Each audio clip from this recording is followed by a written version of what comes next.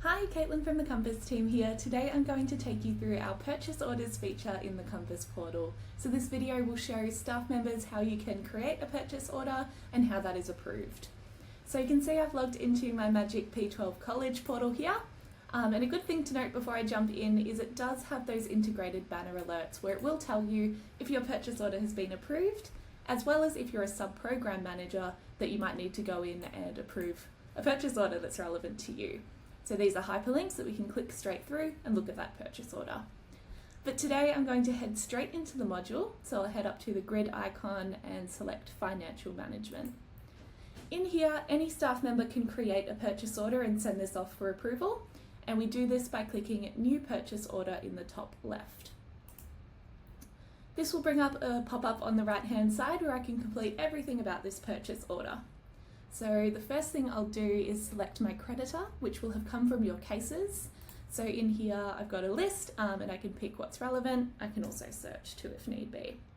So I'm going to pick my water tanks creditor today, and that information, like I was saying, will have come from cases, so we can see their address and their email and their phone and everything. We can then fill out the rest of the fields. So there's a creditor reference in here.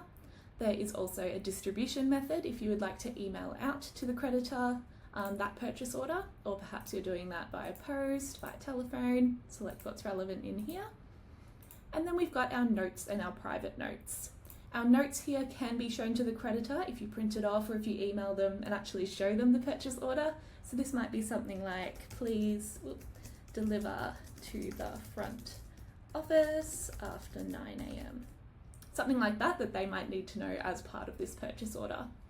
Private notes, on the other hand, do not show to the creditor, so they just sit in the purchase order itself, and this might be relevant as part of the approval process.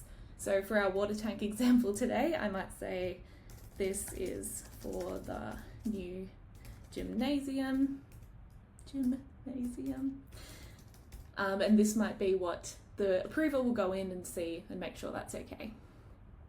We've then got our OH&S purchase order checklist. If you're ordering chemicals or something along those lines, you can tick this on and approve that. And then we can also select a campus if relevant to your school. Then we actually say, well, we're ordering. So this is adding our lines to the purchase order. So when I click Add Line, another pop-up will come up and ask me, what am I ordering today? In this case, we're ordering from the water tank company, so I'm ordering water tanks. I've got maybe I'll do 2 water tanks today. Then we select a sub-program and account relevant to this line, to this water tank. So this is again where the approval process comes into play, that the business manager or the principal can confirm this is all correct before they approve it, just so it does get allocated to the right sub-program and the right account. In this case, I've only got a few little example sub-programs, but you'd pick what's relevant that you'd like it to come out of the budget for. I'm going to pick PE because it's part of our PE building. And then in our accounts, we can select from the GL codes available. So again, this would have come from cases. This one might be part of our equipment. So maybe it's maintenance equipment today. Once you've selected your sub-program and account, we then say how much it is. So our water tanks might be $1,000 each. We then have to pick the unit GST, whether it includes GST, it doesn't attract GST, or we'd like it to add it for me. I'm going to select this option just to show you how the calculations work. So once we're happy with this line, we click OK, and it will add down below here. So now we can see I've got 2 water tanks at $1,000 each, and it's added that $100 GST for me. So it's done all the calculations that the overall cost will be $2,200.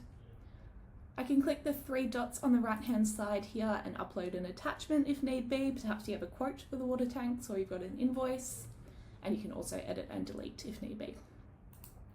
You can have as many lines in a purchase order as you need to. They might be associated to different budgets or to different GL codes, and this means I can go to the right people to approve their relevant lines.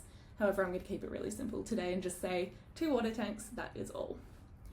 If I'm happy with this, I just click Save down the bottom, and then I can click Request Approval. So this is draft mode, but I'm going to click Request and send that off to the sub-program manager.